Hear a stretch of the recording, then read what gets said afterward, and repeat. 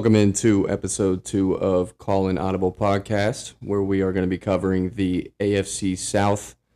Before we do so, I do want to touch on a rather large miss that both Tyler and I had last week, where we did not mention the Saints' number 1 overall pick, number 8 overall, Jordan Tyson, who's an absolute dog. So I just wanted to start off this podcast by saying that definitely helps our take of the Saints being a problem next year, but I cannot believe we freaking missed that, dude. It was a bad miss on our end. Well, we don't have a stats guy, so That is true, and it was episode 1, so yeah, you gotta have a few misses in there. But Jordan Tyson's definitely gonna be huge for that offense, and definitely excited to see what he can bring. I know, looking at the wide receivers during my research on the Eagles draft, I knew that was potential on our board, and he was talked about as probably the best wide receiver in the class if he didn't have the injury concerns that he had. So interested to see how he does with Tyler Shuck and pair him with Chris Olave. We'll see how that one goes.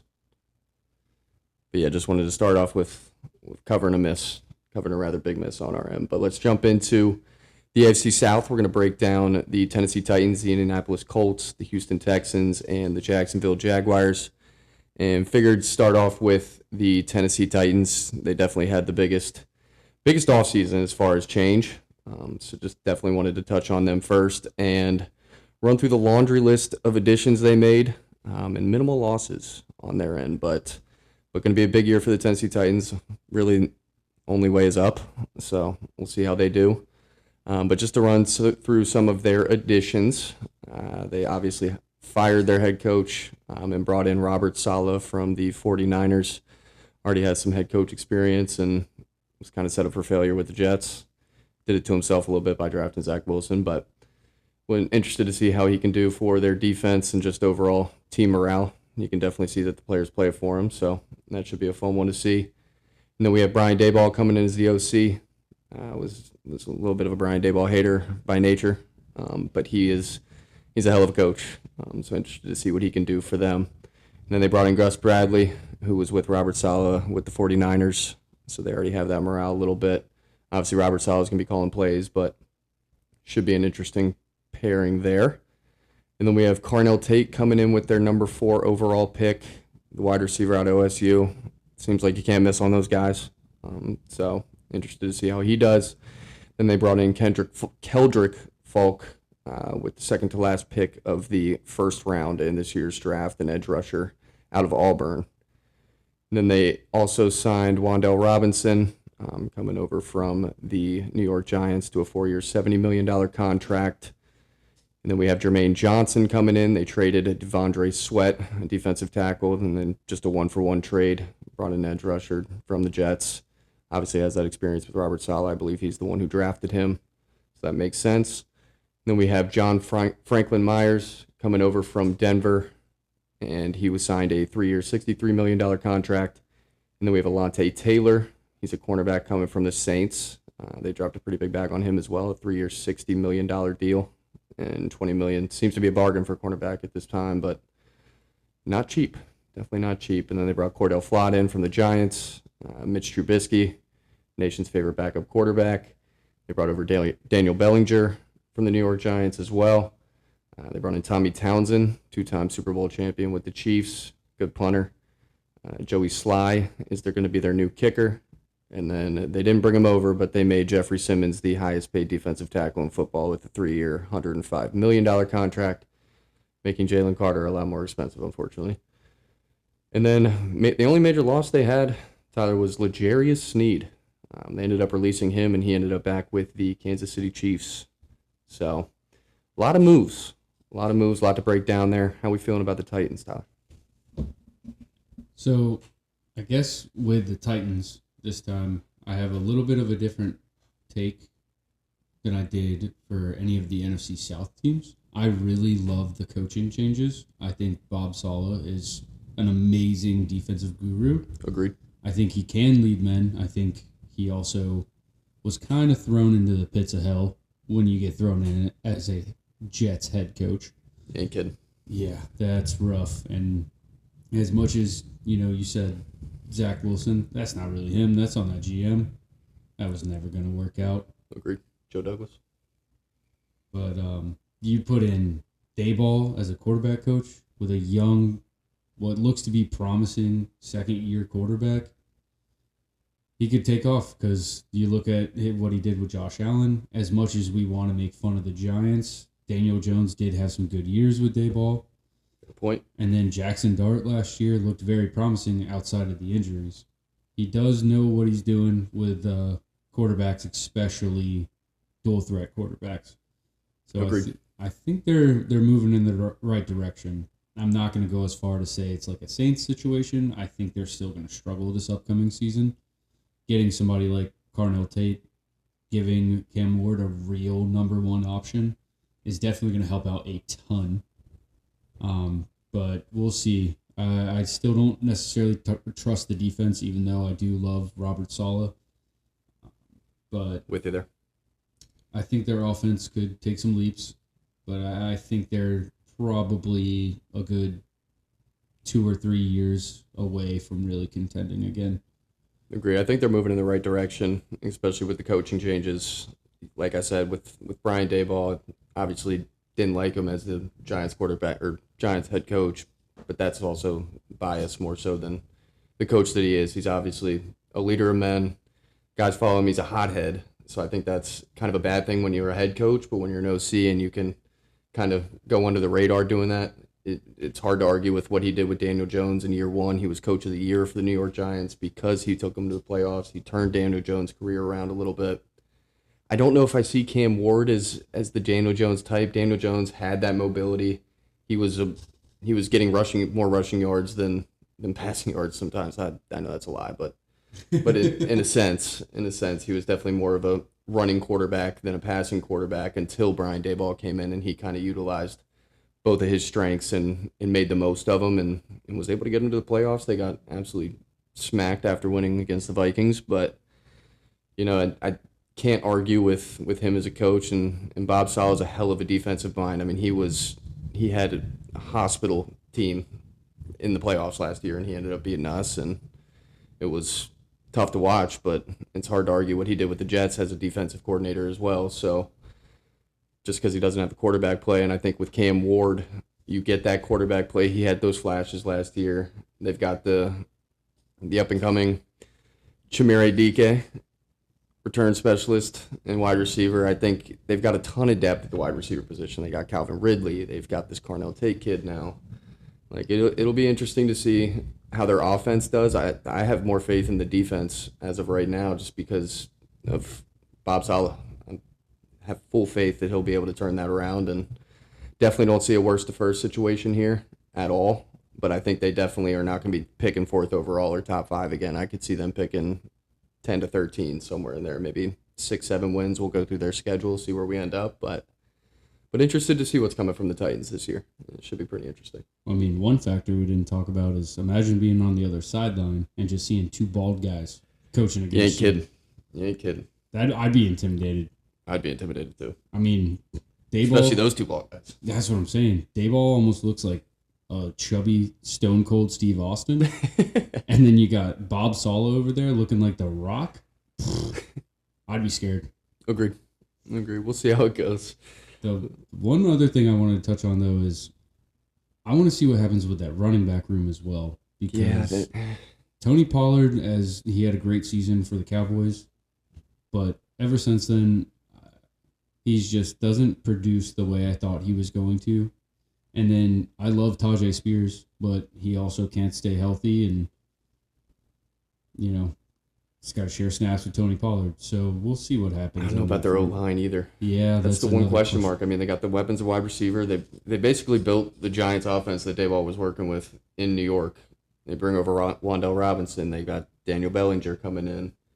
And I mean, you still got Calvin Ridley, who's probably on the downward trend, but well, I mean, you're sports gambling, that's going to happen. Sure. Take seasons off, that guy's just going to fall off a cliff.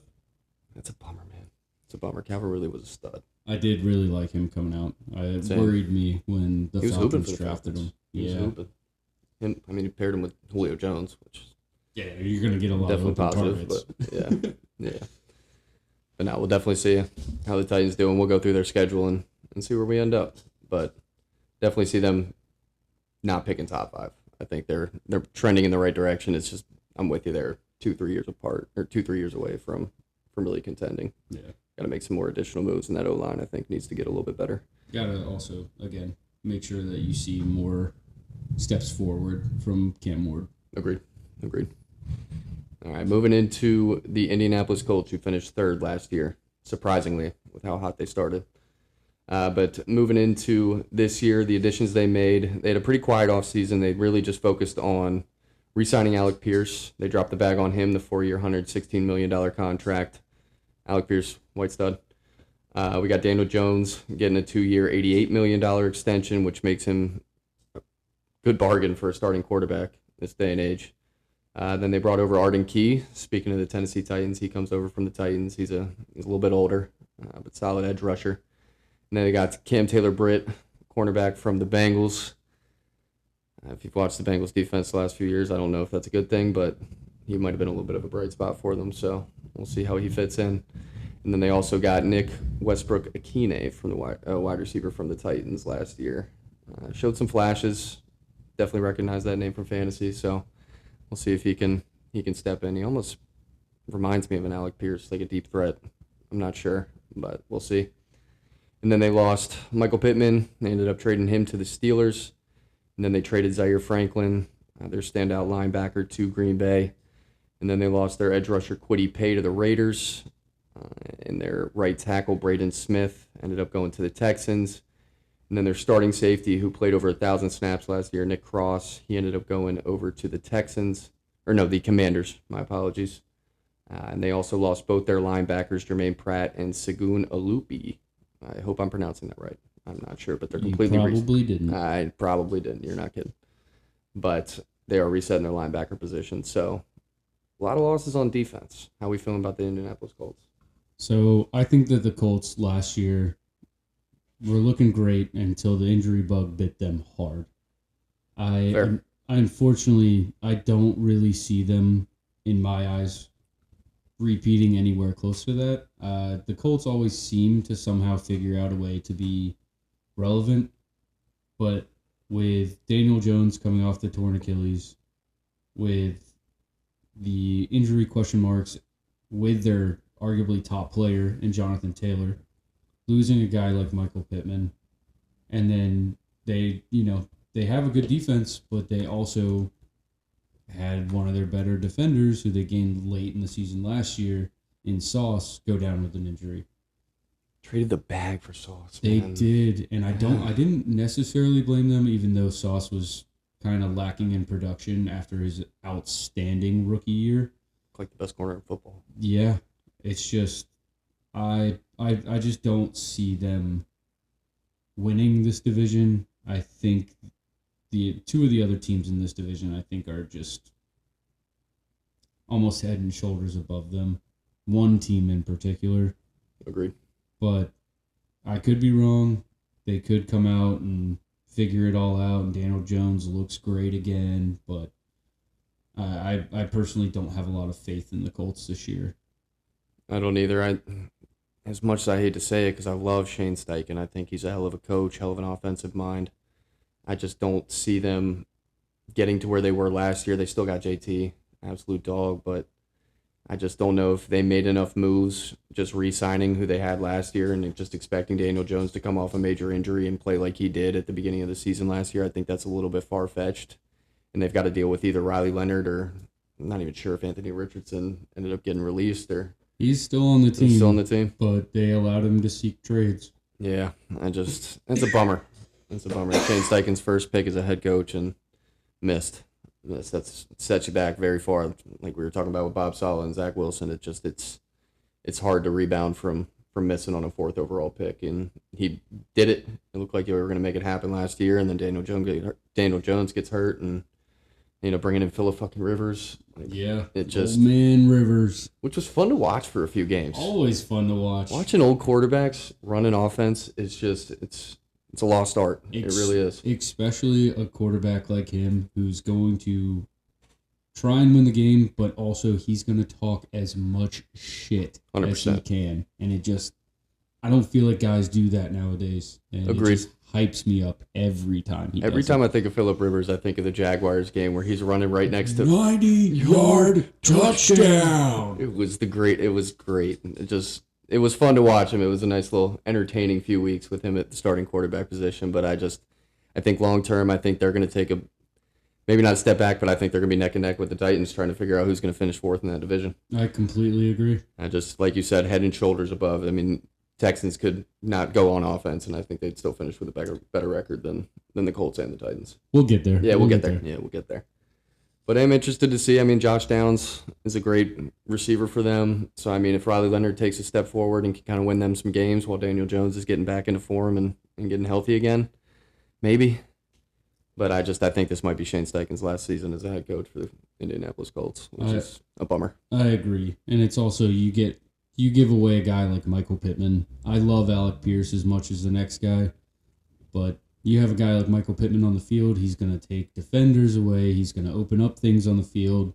And for Alec Pierce. Exactly. I mean, you had Alec Pierce finishing with like 4 receptions for 120 yards because he had a 70-yard touchdown, and then what's he producing outside of that? And they dropped a bag on him. Yeah, and it's confusing to me because that bag, to me, should have been spent on a guy like Michael Pittman and not Alec Pierce. Agreed. I could be eating my words. Alex Pierce could finish top 5. Yep. Who knows? Yep. But as of right now, watching them get rid of Michael Pittman and completely just putting their faith into Pierce and Downs when your quarterback situation is also a question mark at the moment, it just didn't make a lot of sense to me. Possibly lean on the run game. I don't know. Their Can't lean too hard. Their line's been great for a good 5 years now. I think it's probably on the downward trend, unfortunately. Again, you have a guy like Jonathan Taylor who has had injury history. That too. And that's the last thing you want to see. Healthy season from him last year was fun to watch, though. He's so fucking good when he's on the field. Again, Craziness. Just like last episode. Please, if injuries could get turned off, I would be the happiest man on the planet. Unfortunately, the world doesn't work like that, but it should. But it really should. We shall see. We shall see. So we'll jump into the Houston Texans, who finished in third in this division, which is crazy to think about with that defense. But they ended up adding in Super Bowl champ Reed Blankenship. They signed him to a 3-year, $24.75 million contract. Weird thing to include at the beginning. Yeah, my fault. It's just it's hard to not include that because he's got a ring on his finger. Well, unfortunately, that also means that they broke up the outstanding whites. Exciting whites. Thank you. My bad. Oops. I'm not gonna lie. I was not extremely frustrated, but frustrated when they signed him to a 3-year, $24 million contract. I thought we had enough money to make that same deal and just team morale, keeping those two together. And then he was a captain on our defense. He was a hell of a leader. So I was frustrated when he ended up going to the Texans, but hopefully he does well. Rooting for you, Reed. And then they added Braden Smith, who I mentioned for the Colts. He was their right tackle last year as they try and revamp that O-line. Also added Wyatt Teller, who was fantastic for the Browns. They signed him to a 2-year, $16 million deal. Then they brought in Logan Hall, defensive end from the Bucs, to sit behind 2 of the best edge rushers in football. Dominique Robinson also comes over from the Bears, similar position, just more depth for the defensive line. And then we have Foster Moreau, tight end, coming over from the Raiders. And we have Evan Brown, who's an offensive guard or could play center for them as they revamp their O-line, and they might try him out and see how that goes. And then he's not an addition, but I also added Tank Dell coming back from injury. I don't know how he's going to be, but love me some Tank Dell, so wishing the best for him. And then losses, they ended up losing Titus Howard, one of their offensive guards. They lost Joe Mixon after a couple years. Great first season, and dealt with injuries all last season. It was kind of a bummer to see. And then they lost Derek Barnett, who was one of those defensive end depth pieces for them. Had a really solid season. Super Bowl champion. Derek Barnett, it's a bummer. He kind of showed out for them, and he did not show out for us outside of that one play in the Super Bowl. Then we have Danico Autry, another defensive end, and Tommy Townsend, a punter, who ended up going to the Titans. How we feeling about the Texans, brother? This is the team I was most excited to talk about for this division. And I feel like most people, when they think of this division after last season, the Texans are who they're thinking about. Yep. If CJ Stroud can get his shit together, this team, just because of that defense, They got to score like 14 points a game. it's the 2000 fucking Ravens. They're again. good. They're really fucking good. They From front to back. If it's just loaded. You put the 2000 Ravens in front of me, okay? That Ravens defense. That's a little bit. I know. exaggerated. Just hear I'm me with out. you. Hear me out. That Ravens defense might be a little bit better, but if you're asking me who I'm taking at quarterback, CJ Stroud or Trent Dilfer, I'm taking CJ. Fair point. So if CJ can put a season together and put a postseason together, this team could almost look unbeatable. Agreed. If they get that O-line figured out, the O-line was, I mean, when you watch CJ Stroud that rookie season, I thought he was about to light the league on fire. Like the way he put touch under his passes, the way he was diagnosing defenses, and just, it seemed like everyone he was thrown to was wide open. He knew exactly where to go with the football. And then that O-line just took a massive downturn. They lose Laramie Tunsil, who's now with the Commanders, unfortunately, but absolute dog. And I feel like it's just been, for the last couple of years, it's been trying to figure out how to rebuild that O-line. They've failed miserably at it, and his play is also just deteriorated. It's just like he's a shell of himself. Yeah, but even if you break down film or watch film, it's not necessarily that offensive line. It's his decision making, his accuracy. Something looked off. I think he's scared back there. I wouldn't I think doubt the it. season after his rookie year kind of woke him up, and then he started just not trusting his O-line, so he was making stupid decisions. I mean, he's still got Nico Collins. They got that Jaden Higgins kid who they drafted in the second round last year who was showing flashes and That's true. picked up some slack. Tank Dell coming back. Did they keep Christian Kirk? Do you know? I don't know. They probably did. Actually, I think he moved. I think he did actually end up going somewhere else. Regardless, that offense, they have the receivers now, especially if Tank Dell looks any bit like himself. And they have the running back now. I was about to say, I almost fucking missed another one, dude. David Montgomery was a huge pickup for them. You know how big I've been on this. Look, Woody Marks, great story. He looked, decent last year. Nick Chubb, I love you, man. I do. I will always love you. But Bummer. unfortunately, I hate to say it, but it's probably about that time. Yep.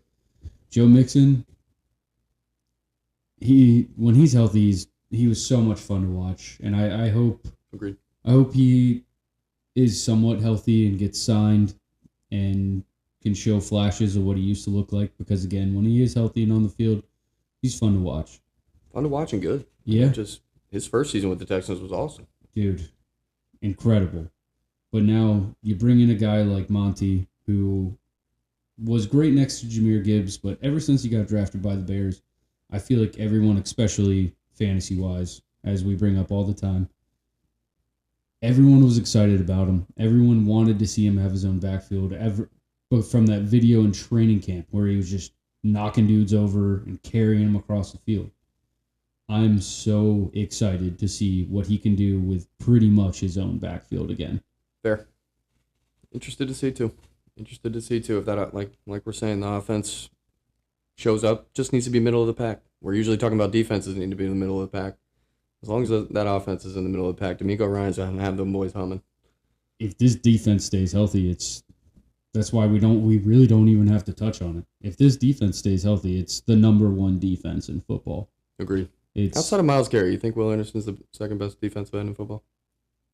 Potentially. It's just when you pair him next to a guy like Danielle Hunter, yeah, it makes your Pick your life poison. So easy. That's fair. Not saying it's an easy position by any means, but those are two absolute Goliaths, terrifying an offensive line, and you can't double team both of them. Fair. So you got to pick and choose. Hey, this play I want to double team this guy. Well, okay, you're going to have to chip. You're going to have to send the running back at the other guy, or vice versa. It's just they're a double-headed monster. Pick your poison. There's no avoiding it. Nope.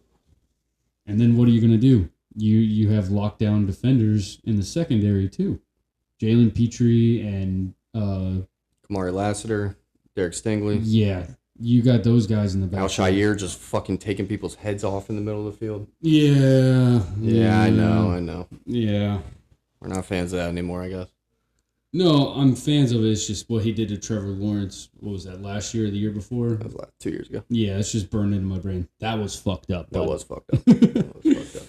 But yeah, but I love a man who runs around with his head on fire, ready to fucking take someone's head off. No, I get it. It's just they're terrifying because they have the ability to stop your run, terrify your offensive line, get to your quarterback, and lock down 2 to 3 receivers. True. They have a vice grip on everybody else's offense. You ain't kidding. We'll see how they do. We'll go through their schedule as well. I think they take the cake this year, but we'll get there. Yeah. All right, moving into the Jacksonville Jaguars, who had a pretty quiet offseason after a magnificent first season with Liam Cohen as their head coach. Trevor Lawrence revamped. The additions they made, they brought over Chris Rodriguez Jr. To pair with Bashaw Tootin. It looks like Bashaw Tootin's going to get his chance at taking over that backfield, but I think Chris Rodriguez is going to be a nice change of pace / receiving back for them. They signed him to a 2-year, $10 million deal. And something I didn't know is Chris Rodriguez Jr. was Liam Cohen's running back when Liam Cohen was OC for Kentucky back in college. So that connection makes sense, and we'll see if they can revamp that relationship again. Then they have Monteric Brown coming over to pair with Travis Hunter, who is now going to be a full-time cornerback. They've made that announcement, and thought that was a stupid pick when they made it, and I think it makes it even stupider if you're not going to play him at wide receiver at all. I think that's where part of his value came in, was you got a wide receiver and a cornerback with the same pick, but we'll see if he becomes a shutdown corner, just staying there the entire time. And then they ended up extending Trayvon Walker, gave him a 4-year, $110 million deal. Just number 1 overall pick like 4 years ago, and had a slow start to his career, but he looked great last year. This defense was solid last year. Defense was solid. They were. Ended up being, I think, they were top 10 in total defense, I think. I believe you are correct, sir. Yeah. And then they ended up losing Travis Etienne, who we talked about last week. He ended up going to the Saints. Like I mentioned, he'll give the chance to Bashaw Tootin to take over that backfield. And then they lost Devin Lloyd, who was a leader on that defense, and also talked about him last week. I think that's a big loss for that Jaguars defense. So we'll see how they can rebound from that. But how we feel about the Jacksonville Jaguars, brother? If you talk to me enough about football, you know I'm very high on my boy Trevor Lawrence. Even though sometimes I feel like I shouldn't be. The prince that was promised. Oh, God. Magnificent hair. Magnificent hair. Can't argue that. Dude, when they posted that video on Instagram, like trying to joke around that he cut his hair, I was like, I don't know if I can cheer for him anymore. I feel like he lost his superpowers. Thank God it was April Fool's. He's never cutting them locks off. Oh, please don't. Until he loses them. He looked so funny with that stupid haircut. Good looking kid, man. Oh, yeah. Kid. But he's coming into his own. Yeah. But for the Jags, I'm a little worried with getting rid of ETN. That's a lot of production to have go out the window. I'm not the biggest Bashaw Tootin guy, and then watching Chris Rodriguez for the Commanders, he shows flashes, but again, I don't think either one of these guys, in my opinion, is really an RB1. I think they benefit more off of being an RB2, bouncing off of somebody else. Agreed. But I want to love their wide receivers. I do. But the production for Brian Thomas Jr., it needs to show more relative towards his rookie year than last year.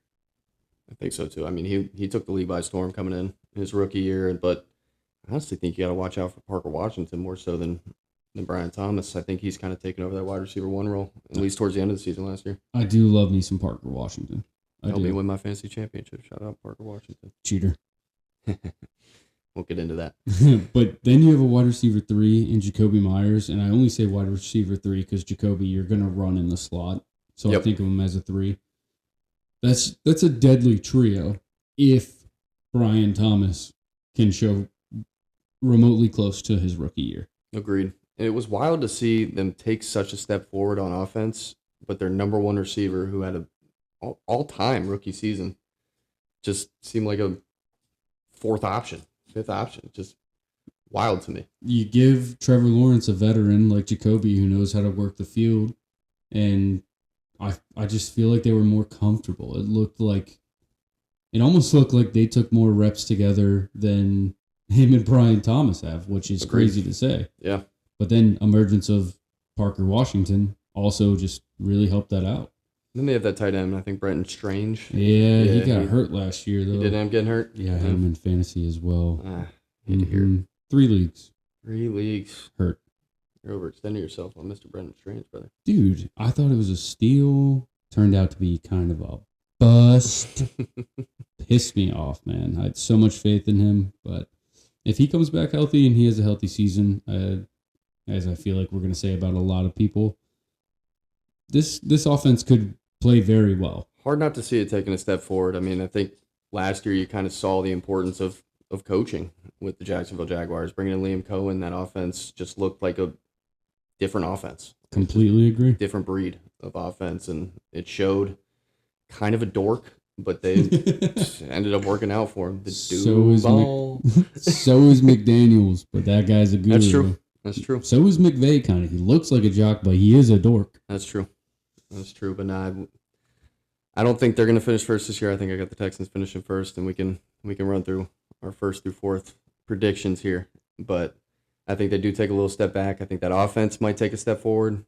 But I think that defense is going to take a little step back. I was about to say the same exact thing. They relied on turnovers a lot last year. I think they were number 1 in turnovers, and that's tough to replicate. So. And you give up one of your best defenders to the Panthers. Lloyd, man. I love to see it. I love to see it. Young stud out there. All right, so how do you see this division shaking out record-wise, or I guess first to fourth? First place is most likely the Texans.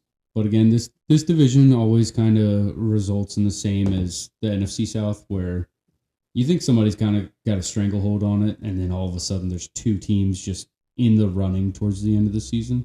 Fair. I don't necessarily see that happening this season. I do see the Jaguars putting up a fight, but I think it goes Texans, Jaguars. This is where it's hard, Same boat, man. dude. This Same is where it's boat. hard. You know what? I'm going to take a leap here, and I'm going to say Titans, Colts. I'm going to go with the exact same thing. I hate doing that for the pod and the content, but I think the Titans take a step up. I think the Colts take a step back, and Texans end up taking this, and Jaguars will finish second. So, all right.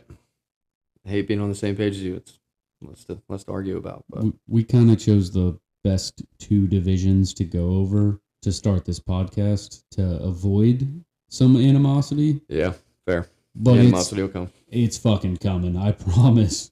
No, I agree with you there. All right, so we'll run through some schedule predictions here. We'll start with the Titans, circle back to the front. Let's see what we got here. All right, so they're starting their season at home against the Jets. I'm going to take the Titans. I don't see much from the Jets this year. Yeah, Jets are a shit show, man. It's a bummer. You can go out and sign Geno all you want to. It's not changing my mind. That's not the answer. Yeah. Not the answer. Probably taking a step back on defense, too. Yeah, they depleted that defense. I mean, yeah. They're making the right moves for a rebuild, but this is not the season that rebuild's going to pay off. So. Somebody save Garrett Wilson, please. And Brees Hall. Yeah, facts. And they both... Brees Hall signed a contract, and he stayed there. Yeah, what happened to that after the hashtag free 20? What's going on here? That money gets put in front of you. It's hard to say no to. I get it, man, but sometimes you want the players to just want to win. That's tough. Well, don't be stupid on this one. We got them. We got Eagles going down to Tennessee for their second game. God, I love the Titans here. You love the Titans there? No, I'm just kidding. Give me an absolute mollywhopping from the Eagles. Yeah, I got to take my boys there too. All right, starting 1-1. Then they travel to MetLife, play the Giants. I'm going to take the Giants here. This is kind of split in my mind just because Malik Neighbors is really why I'm holding back from saying absolutely give me the Giants. But I have more faith in Jackson Dart and the Giants defense right now than I do the Titans. That's fair. That's fair. I am taking a different angle on this. I think this is a Brian Daboll, Daniel Bellinger, Wan'Dale Robinson revenge game. Oh, I love it. I actually love it. And I want the Titans. I want the Titans here. You know what? I respect it. I really do. Yeah. All right, then when they go up to Baltimore to play the Ravens in week 4. Give me the Ravens by like 30. Yeah, I think the Ravens kind of humbled them a little bit after a good win against the Giants. And then first division game for them, we got Texans going to the Titans.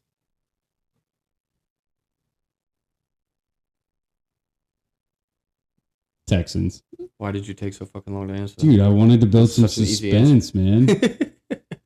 Ain't no suspense needed on that one. I know, but that's why I did it. It's fair. All right, I also have the Texans in that one. And then we have Titans going to the Colts. Back-to-back division games for them.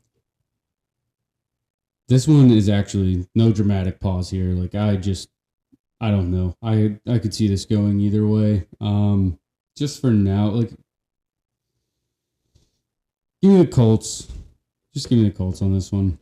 I think we're going Titans with this one. I like it. It's so difficult. Division games are always tough. Our third and fourth predictions kind of battling it out. I'll give it to the Colts since they're at home. I'll give them the home field advantage there. I like your thinking. All right, and then we have the Browns traveling to the Titans. Titans. Yeah, give me the Titans there. The Browns win a game this year? No, dude. You give up a guy like Myles Garrett, and then you have a shitty quarterback competition. It's perfect timing. Give me the Titans. Yeah, give me the Titans there too. All right, then we have the Titans traveling up to Cincy and play the Bengals. Give me the Bengals. Bengals? I don't think that Titans offense could keep up with the Bengals offense. Agreed. At all. Agreed. I'm with you there. I'll give that one to the Bengals. All right, and then we have Jaguars going to the Titans. Give me the Jags. The Jags. I think the Jags win that one too. And then Titans going to Jerry World. Play the Cowboys. God, every time I say this, I want to throw up. Give me the Cowboys. Makes me want to throw up too, but I think the Cowboys are going to make some noise this year, so I'll go with the Cowboys as well. And then we have them then traveling to the Jacksonville Jaguars, so almost back-to-back games against the Jags. The Jags and Titans always have weird games every year. I'm going to go with the split. Give me the Titans on this one. Agree with you there. Take them. And then we have them hosting the Commanders beginning of December. The health of Jaden Daniels really concerns me. It does. But as of right now, he's healthy. Give me the Commanders. I'm going Titans. I think. That one's tough. I don't know. Two mid-teams playing each other. Yeah, I'll give it to the Commanders. I know that hurt to say. Yeah. We'll see. December 6th, pretty far into the season. All right, then we have the Titans going up to Detroit to play the Lions. Give me the Lions. Yeah, I'm definitely going Lions there. Yeah, I'm not going to do anything crazy, even though the step back I think the Lions are going to take. They're not going to take that big of a step back. No, I think they bounce back a little bit. Still probably middle of the pack. I don't think they're going to win that division, but we'll get there at some point. And then we have the Colts going to the Titans. Give me the Titans. Give me a split on this one as well. Yep, agreed. Another one of those divisions where it's just, I feel like splits are not a given, but I feel like it depends on the team. Yeah. And then we have the Titans going to the Raiders. Give me the Titans. This is another one of those toss-up games. I don't trust either roster enough to really think either one of them is going to do much this year. I think they're in a very similar space. Samesies. Yeah, I think we got the Titans winning that one. And then Steelers going to the Titans. I'm going to go against what I said in the last pod. I'm sorry, Corey. Give me the Steelers. Yeah, definitely give me the Steelers there. And then to finish off the season against the Texans, who are probably going to be resting starters, potentially. I think even with them resting starters, I'm taking the fucking Texans. I'll take the Titans in that one. I think the Titans got a chance there. All right. Next up will be the Indianapolis Colts schedule, who are going to start their season with a tough one. Ravens come to the Colts. Give me the Ravens. And again, I think it's not going to be a close game. Agreed. Yeah. The Ravens are... Yeah. Even with the new head coach, again, like I said last podcast, it's the same roster. They didn't lose much. They're gonna wagon against teams that are on the downfall. Colts with a tough start by name. And then we got them going to KC. Yeah, but is Patrick Mahomes playing? I keep hearing rumors he's going to start week 1. That is what I'm hearing too. If Patrick Mahomes... Well, he look like Patrick Mahomes. That's a good question. But again, I trust an Andy Reid-led team. Give me the Chiefs. Agree there. Jesus. Then the Texans come to the Colts. Texans! Texans. When will they get their first win? Week 4, we got them going up to Washington. Hey. Give me the Colts. Give me the Colts. Give me the Colts. They can't start 0-4. Well, Dyke. they can start 0-4. They can start 0-4. Will they? No. I don't think so either. I think they get a W against the Commanders. All right, then they go to Pittsburgh. Give me the Steelers. Yeah, I'll take the Steelers against them too. And then they play their first game against the Titans, but they're at home. Give me the Colts. Yep. I believe I went with the Colts for the last schedule we went over. Give me the Colts. Agreed. And then we have Colts going to Minnesota to play Vikings. Give me the fucking Vikings. Give me the Vikings too, baby. Vikings too. Excited for that one. I'm excited for that episode. I'm excited to talk about the Vikings. That division is going to be so much fun. It is. It is. It has been for the last few years outside of the Vikings last year, but they still ended up finishing, I think, like 8-9. So. You said 9, and I just have nightmares. Oh, Lord. Feel you there. All right, then we have the Colts going to the Jaguars. Give me the Jags. Yep, give me the Jags. And that one, Cowboys at the Colts. Give me the Cowboys. Fuck. Yeah, dude. Give me the Cowboys. Yeah, dude. God, I hate that. Ugh. Doing a podcast and taking another fucking It's painful. It's all right. The longer we do this podcast, maybe you can start showing more bias. Fair. Or maybe less bias. We'll see. We'll see. Yeah. All right, then we got the Dolphins going to the Colts. Give me the Colts. Yeah, Dolphins are going to be tough. Yeah, I think they're tough sledding this year for them, I think. I think they're looking at the number 1 pick next year. I think so, too. Paid Malik Willis. I don't know what they're going to do with the number 1 overall pick. Throwing the damn ball, too. That's fair. Jeremiah Smith. At one point. Then we got the Colts going up to Houston, or down to Houston, I should say. Give me the Texans. Yeah, give me the Texans with the sweep there. And then the Giants traveling into Indianapolis to play them. I think this is going to be a close game. It is later in the season, so actually I'm going to go with the Colts on this one. Just to save myself in case of a dart scatteroo concussion rally towards the end of the year.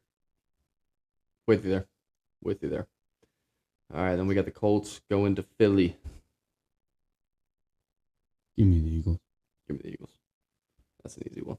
I hope these are fun ones. I hope that was quiet enough. It was loud. It was audible. Call one. Yeah.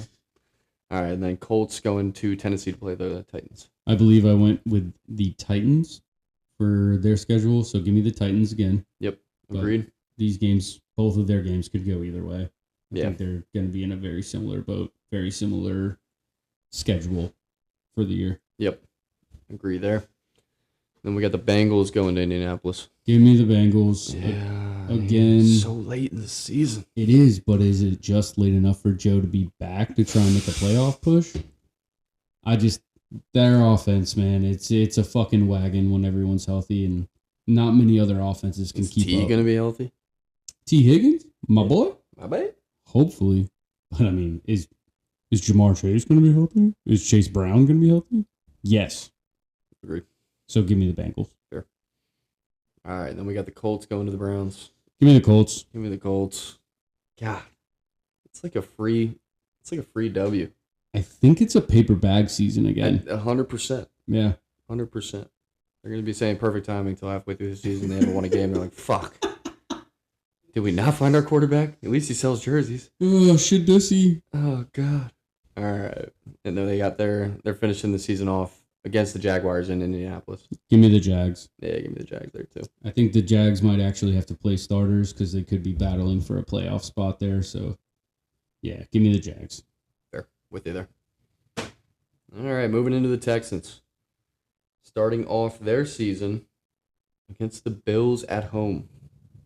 That's a fun game to start the season off of. Wow. Yeah. I didn't realize that. I didn't know that either. My brain is torn right now. What are we doing, bud? Oh, God, Josh Allen, I love you. Give me the Texans, man. Fuck. What a rude awakening to start off week 1 for Josh. I think it's going to be a similar game to last year, too, where it's going to be very close. It's just going to come down to who makes more mistakes. Agreed. We'll see if CJ Stroud comes out firing. I got the Texans in that one, too. That's going to be a fun game to watch. Mm-hmm. 1 o'clock. Bummer. All right, then Yeah, we got the what? Bengals. Yeah, I know, right? Hold on. We need to talk about that for a second. How the hell is that a 1 o'clock game? Because of CJ Stroud and that offense. Yeah, but that defense is so much fun to watch, it don't even matter. Defense is fun to watch, but you got to have an offense to pair with it. Yeah, there's an offense going to be on the field that game. Josh fucking Allen. Yeah, fair. That's just mind-blowing to me. Yeah, agree. And then another 1 o'clock game, another good one. Bengals going to the Texans. So I've been praising this Bengals offense for being so high-powered. I'm going to take a step back here. Give me the Texans starting out 2-0. Is this Joe's last game of the season? It very well could be. And that's not even a shot at him, man. No, it's not. Every quarterback No, on this schedule should be terrified. Agreed. I got the Texans. That's a fun first 2 games for the Texans. That's incredible. Yeah. And then we got Texans going to Indianapolis. Give me the Texans. Yeah, about to say we got to stay consistent there. Give me the Texans as well. And then Cowboys at Texans. They're getting these high-powered offenses, but they're at home. I feel like this could be a sneaky spot. As much as I love this Texans defense, I feel like if they're coming in hot like this off a bunch of wins, unfortunately, as much as, again, I'm going to regurgitate saying this, I'm going to fucking vomit. Give me the Cowboys to sneak this one out. I can't do it again. I'm going Texans. Hey, I want to so bad. All right, then we got the Texans traveling to Tennessee. Stay consistent. Yeah, give me the Texans. Yeah, Yeah. let's get Texans there. Damn, they might have a really good start to their season. A tough start. It is a tough start outside of the Colts and the Titans. I don't want to give First away. 5 games are going to be good. I don't want to give away too much, but right now the Texans are at the top of my list for Super Bowl contenders. That's bold. But could see it happening. You got a good defense. You make it happen. All right, Texans at Jaguars.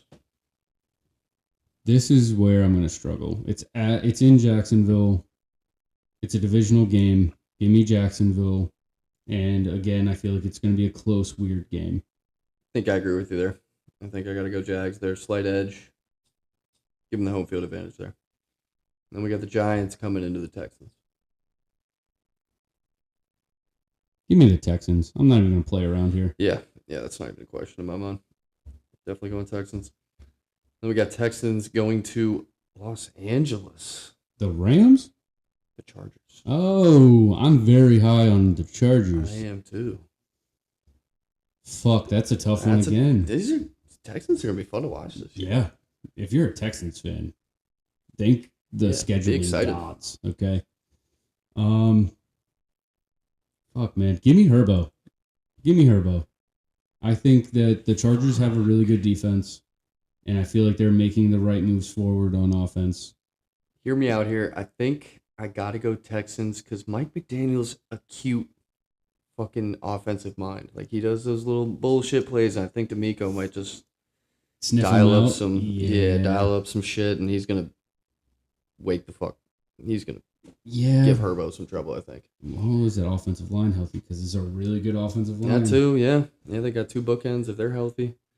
God, that's a tough one, man. It really is. I think I want to give the edge to the Texans defense, but I toss up.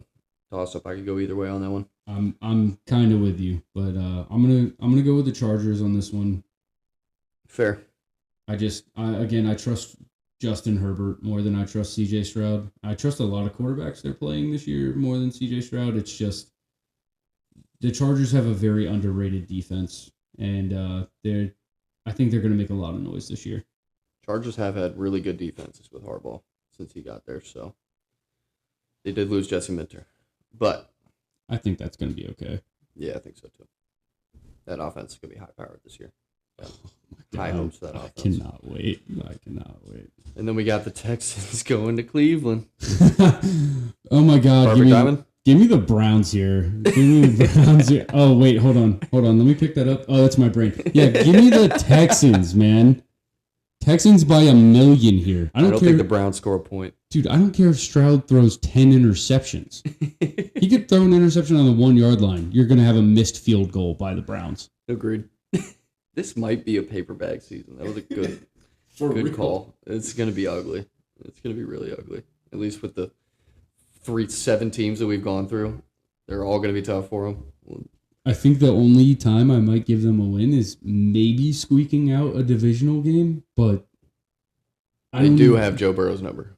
They do, but it's just divisional games in general. But that was with Myles Garrett, so that's true. It's just very hard with divisional games to be like, oh yeah, this team's not winning a single fucking game. Fair. 2 wins, Jit. Ceiling. All right, then we got the Colts going to the Texans. Give me the Texans. Yeah, give me the Texans there. Ravens at Texans. Dude. Electric schedule. Dude, oh my God. If I had to take the Texans over my sweet, sweet, sweet Josh, give me the Texans over Lamar, over Poopy Pants. I think Texans take that one too. I mean, it's going with our prediction that they win the division because I think we've got them at like 2-3 losses right now. Didn't the Ravens also lose their center? Yes. Yeah, give me the Texans. Yeah, and he completely fucked up the center market by doing it. Yeah, give me the fucking Texans. Yeah, Texans. Lamar's going to be running for his life. And then another AFC North showdown, Texans at Steelers. Give me the Texans, man. Give me the fucking Texans. This is wild. Not doing as well as counting mentally, but I don't think we've given them more than 3 losses. Well, you also hit this last game, and you're playing against a 40-year-old quarterback who doesn't necessarily have a great run game. And they do have DK and Pittman, but again, you going against that secondary, yeah, you don't really have somebody carving up the middle of the field getting open. So, yeah, give me the Texans. Yeah, I mean, after watching that playoff game too, it was ugly. Yeah, so ugly. All right, so we got Texans then going to Washington. What week is this? This will be December 13th. I believe we're in like week. Give me the Texans. 14, 15. I was just kidding around. I was just, Is that a Jaden Daniels knock? Maybe. Oh, coming over to my side. Dude, he's got to put on some fucking weight. He really fucking does, man. He really does. People think I'm just talking about my ass, but no, you're not. He's in the division, but I think even the Commanders fans that we do know, that's fair. Agree with you. Fair. Some people can accept that their quarterbacks have a higher risk of injury than others. All right, then we got Jaguars going to the Texans. I think we got to stay consistent. Yeah, give me the Texans. No, we haven't gone through Jags schedule yet, so. Yeah, but we did already go through Texans Jags earlier in the year, and I took the Jags because they were at home. That's fair. Yeah. So all right, give me the Texans here at home. Split. Yep. All right, with you there. And then one I'm looking forward to: Texans coming up to Philly. Dude, this is no knock against y'all. I think this will also be a close game because y'all have a great defense as well. Agreed. Yeah, I'm with you. It's to me, I have my concerns about your offense, Fair. Especially losing AJ, Warranted. And then you got to see how your offensive line is, and that's the one thing against this team. You cannot have a shaky O-line. Nope.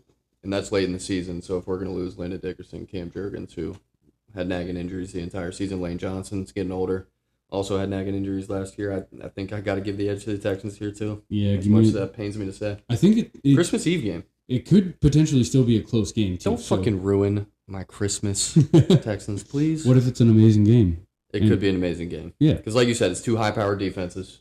This could be a 9-6 game, dude. I think so, too. It could be ugly. But, also so much fun to watch at the same time. Yeah, agreed. I think the one thing we got going there is our offense will have time to get into form. If this Sean Mannion kid is as good as they say he is, we might give him some trouble, but I'm with you. I think I think the Texans could take this very well. I think this tight also, game. for y'all, really depends on, like I said, O-line, but it really depends on, and at this point in the season, we'll see, is how Mekhi Lemon is actually going to look in the with you. NFL. So, I mean, our opinion, again, this is so early. Our opinions could change, but for now, give me the Texans and give me a low-scoring game. Agreed. 100%. Can't argue with that. All right, then we got the Texans going to Lambeau, play the Packers.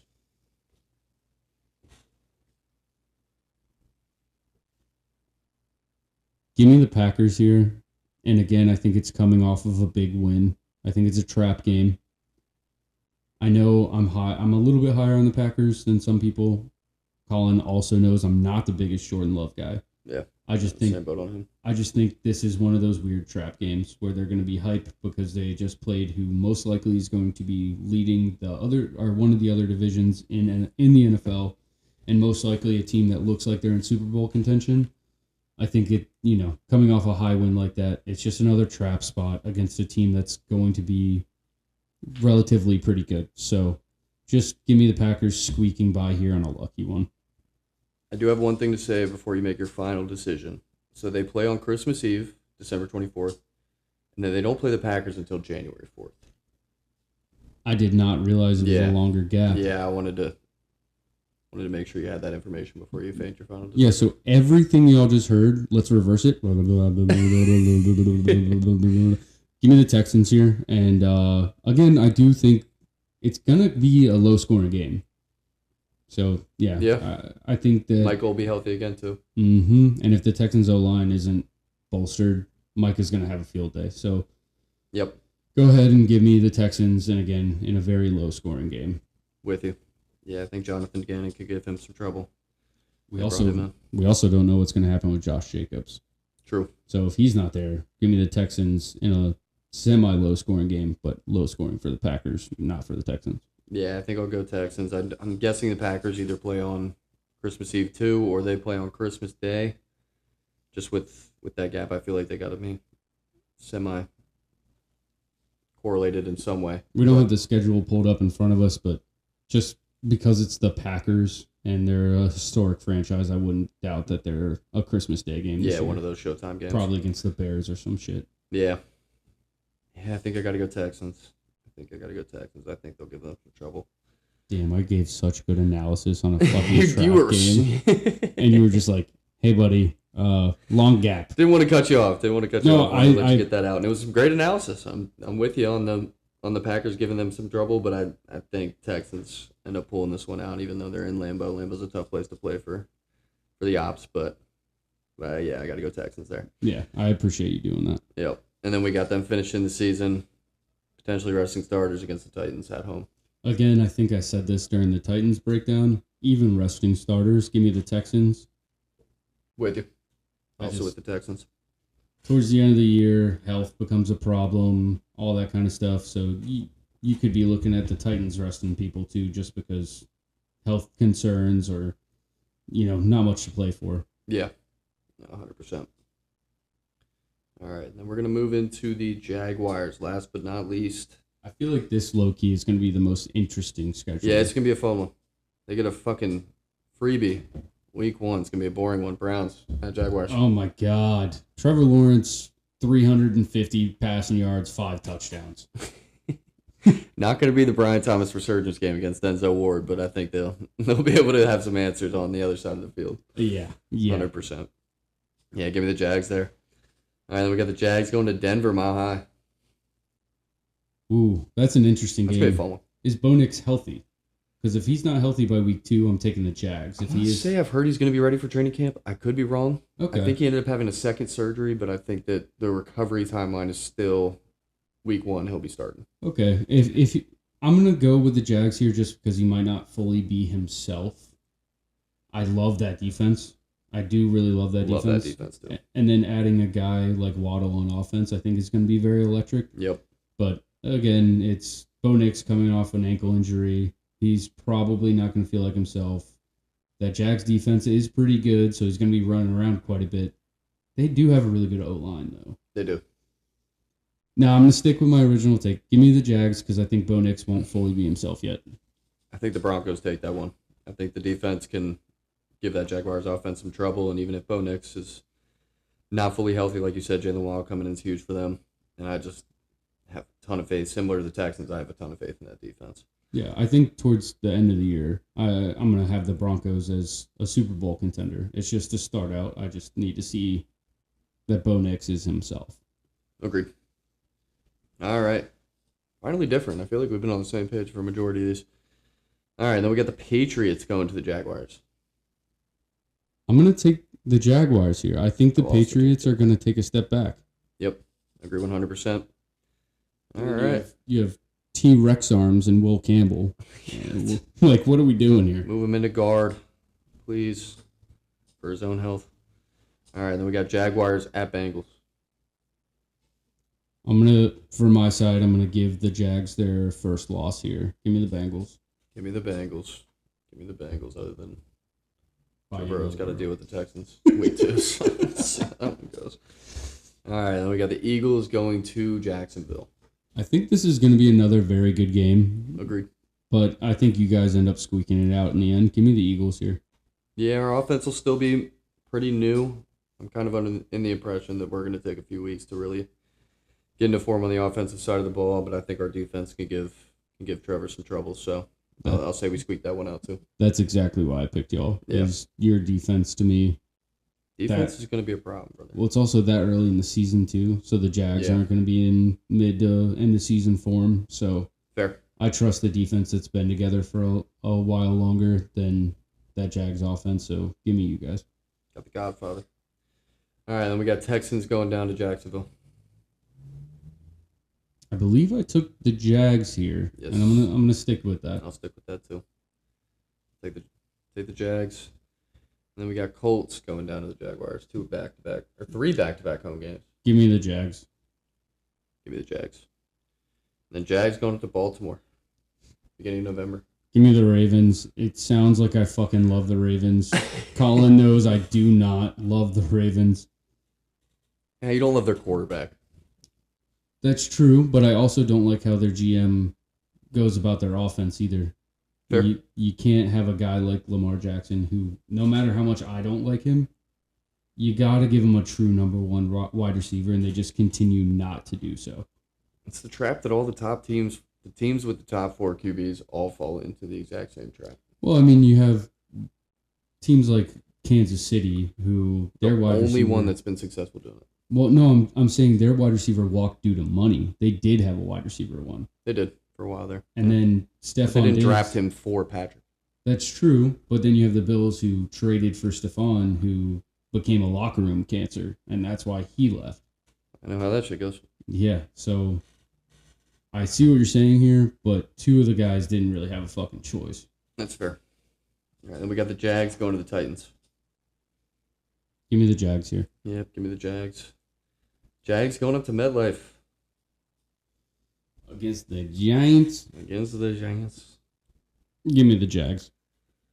Give me the Jags. Dude, I know. The Giants could squeak that out. I just think Harbaugh was a hell of a fucking hire for them. I also think their defense, even though they lost Dexter, is still a very good defense. Agreed. Can they stop the run? But then they just got Bashaw too. Give me the Giants here. I like it. I do like it. Yeah. That's a hard one to pick. All right, then we got Titans going down to Jacksonville. Give me the Jags. Yeah, give me the Jags there too. I might have messed up. I might have had the Titans and Jags splitting earlier. I don't think we did. I think we had Titans splitting with the Colts, and then I think we only had the Jags splitting with the Texans. I vaguely remember saying that the Titans and Jags always have one weird game and end up splitting. So if I did say that, turns out podcasts are recorded, so we will find out. That's true. That's true. For everyone listening, you can be like, "Yeah, stupid ass." All right, then we got the Jags going up to Soldier Field, play the Bears. Give me the Bears. Beginning of December. Yeah, give me the Bears. Give me the Bears. Give me the fucking Bears. That's a pretty easy one in my head. I love you, Kevin. Here's your shout out. Yep, you're welcome. We love you, Kev. All right, then we got Steelers going down to Jacksonville. Give me the Jags here. Again, Corey, I'm sorry. I'm just not high on the Steelers this year. and I have a lot more faith in the Jaguars right now than I do the Steelers. In a similar boat. Sorry, Core. I got to go with the Jags on that one, too. All right, then we got Jaguars going to the Texans. Give me the Texans here. Give me the Texans. And then we have Jaguars going to Jerry World, play the Cowboys. Ooh, another fun game. That'll be a fun one. I feel like this is going to be another kind of shootout type game. God, man. It's one thing I don't want it to sound like is that I love the fucking Cowboys. Yep, picking them a lot. Yeah, man. Give me the Cowboys. I hate fucking doing it too. I'm right there with you, bud. Give me Got the Cowboys. I think that defense takes a step back, and the Cowboys' the offense is going to be a problem. 100% could be a problem. Give me the Cowboys. I hope this is the one time where we're both so wrong. Me too. Anytime I take a W for the Cowboys, I hope I'm dead wrong. I hope I'm called an idiot in a couple months or in a few months. Dude, I might have to go to the doctor. Yeah, I know. I'm starting to feel my shit checked out too. Super sick. Oh my gosh. Fucking Cowboys. All right, back-to-back NFC East matchups. Then we got the Commanders going to Jacksonville. Ooh, what month is this? January 3rd. God, I hate doing this. I love Jaden Daniels when he's healthy, but give me the Jags, man. Give me the Jags. That's the easiest decision of my life. And then we got Jaguars going to the Colts. Finish off. Give me the Jags. Give me the Jags. All right. I didn't do a good job of tallying these ones, but I think we were pretty spot on with our, or at least our first to fourth division, or first to fourth predictions. I think our scheduled predictions also follow that similar trend. If I can remember correctly, we probably gave the Texans 3 to 4 losses, and we gave the Jags like 5 to 6 losses. Yep. Yeah, I think Colts and Titans were neck and neck. Yeah, there were a lot of L's on those schedules for those two. Yeah, apologies to the listeners if you guys want to tally as we went through those. I'm not going to make that mistake again, but second podcast, we're working out the kinks. We need a stat guy. We do need a stat guy. Not Chase, though. Not Chase. Nah, definitely not the rage bait debater. I can't stand that kid. Definitely not that kid. No. No, we love you, Chase. Sorry, Coach. And if you want to be our stat guy, that'd be fucking huge. Yeah, I didn't mean all that. I swear. Love you, buddy. All right. That was a pretty solid episode. That was. I feel like for a division that is always interesting, is a little bit more difficult to find a way for those bottom two teams to really contend in this division. One's on the up and up. The other's on a downward trend, but was middle of the pack last year. So I hate saying that. I love Shane Steichen, man. I got the best out of Jalen Hurts, and I would love to have him back. But I love Daniel Jones. He's one of those quarterbacks that I never wanted to give up on. I love Daniel Jones too, man. Now that he's not the Giants quarterback, I wish nothing but the best for him. He played at Duke, man. How can we hate him? Yeah, and just a bummer, man. It is. I mean, the other good thing about this division is, we have fantasy relevant guys that are going to be fun to watch. Yep. You're going to have guys that, you really have faith in and you really do like. Like, I love Jonathan Taylor.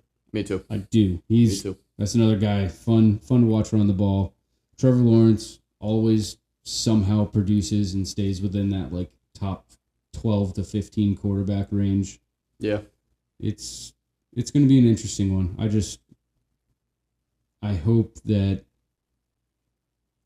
it kind of, I don't know. I feel you there. I hope it's more interesting than what we put out there, but there's a good chance that we're kind of spot on this one. Agreed 100%. I think next week we're going to shoot to the NFC West. That's going to be a fun episode. It's going to be a really fun episode talking about some of the best teams in football. It's going to be a tough one at the same time because I do not want the Rams to be the problem that I expect them to be. Do you hear that, Jit? Do you hear we're going to be talking about Myles Garrett? Rams all-timer? Potentially paired next to Aaron Donald? Myles Garrett, all-time leading sack person. Nice. Player W. For the Browns, Jit. Remember? Single season sack. You remember, Jit? You remember? Membo Jet. Membo. All right, we'll call it there. Thank you to anyone who listens to this, and apologies for anything we might have missed.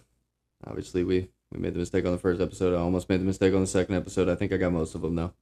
Maybe eventually we could do like a call-in segment, and people can call in and tell us what we missed. And Love that. And then yell at us a little bit. Start doing live? Dude. That sounds intimidating. It also sounds very dangerous. I'm about to say. In a good way. Yeah. In a fun way. Well, I'm just afraid for anyone listening with headphones if we do that. Yeah, it could be ugly. You love getting close to that mic, don't you? Well, yeah, because I love leaning back when I get too comfortable. When we're just chatting. Never get too comfortable during a podcast recording. Oh, boy. All right. Well, much love to anyone who listens to this, and we will be back next week discussing the NFC West. Jesus Christ, so close to finishing strong. Sorry, dude. You just got to keep teasing them about the NFC East. You're right. NFC East is coming. That's gonna be the most fun one. Actually, fireworks, 4th of July. I don't need to Google our additions and losses. That's a fun one. And we'll have some help on that as well with a couple guest appearances. So, all right. Till next week. This has been the Collin Audible Podcast, episode 2. We'll be talking soon. Bye, y'all.